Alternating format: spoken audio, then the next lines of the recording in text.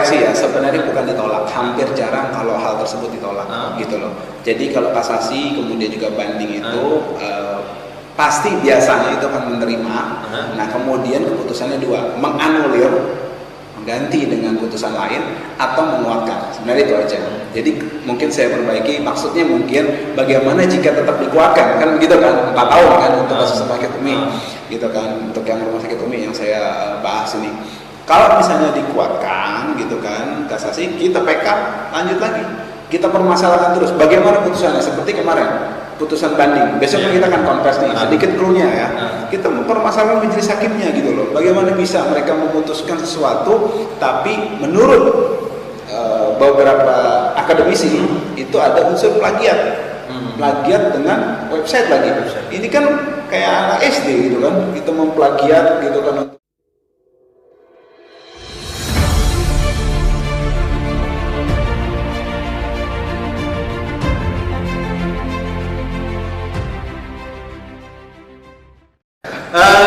Assalamualaikum, izin nanya nih, andai kata kasasi ditolak, kira-kira apa langkah selanjutnya setelah langkah hukum sudah tidak ada lagi? Saya koreksi ya, sebenarnya bukan ditolak, hampir jarang kalau hal tersebut ditolak, gitu loh.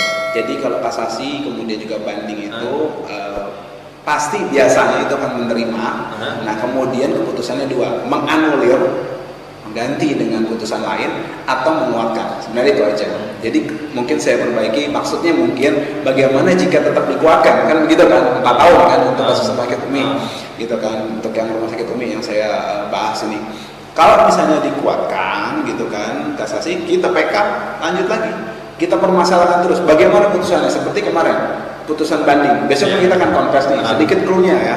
Kita mempermasalahkan majelis hakimnya gitu loh. Bagaimana bisa mereka memutuskan sesuatu, tapi menurut beberapa akademisi itu ada unsur plagiat.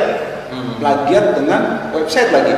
Ini kan kayak anak SD gitu kan, kita memplagiat gitu kan untuk. Tapi memang kan biasanya kan kasus naik banding ke pengadilan tinggi itu nggak bisa selesai dalam seminggu 2 minggu harusnya kan gitu ya, karena harus dibuatnya itu tiba-tiba keluar hasilnya itu sebenarnya Bang Aziz merasa kaget sih sebenarnya, kok cepet keluarnya gitu. Dan mungkin kalau bahasanya tadi ada plagiarisme gitu, itu kalau kaget sih enggak ya, karena gini, kita memang optimis, tapi kita juga realistis.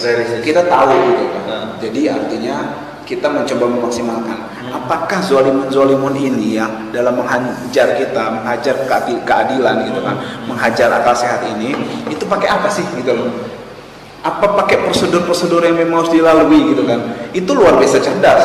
Nah sayangnya itu tidak dilakukan gitu loh.